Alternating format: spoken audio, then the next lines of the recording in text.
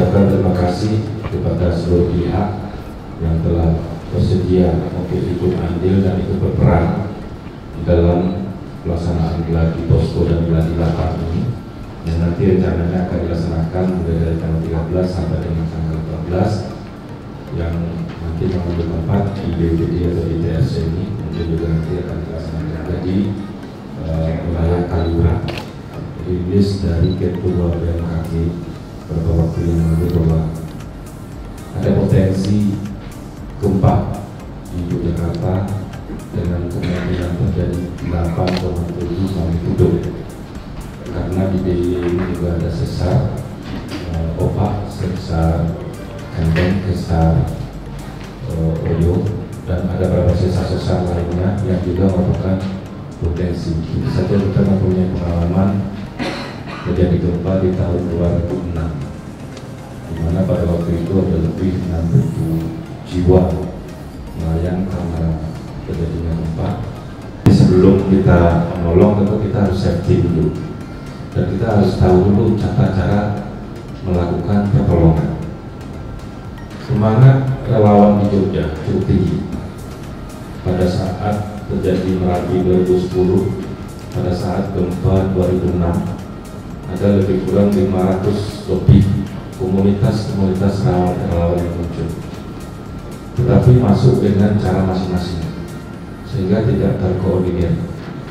Nah, harapannya tentu saja ketika ada bencana, baik itu gempa, kita mempunyai banyak jenis gempa, tetapi adalah satu manajemen.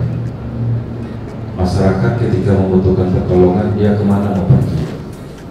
Termasuk ketika ada yang akan memberikan bantuan, kemana dia mau pergi?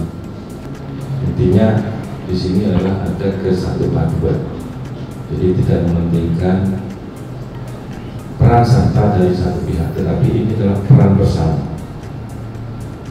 Waktu di kejadian di pantai itu demikian. Mungkin teman-teman dari Satgas Rescue, kebetulan saya Satpol PP itu membawa Satgas Rescue semua.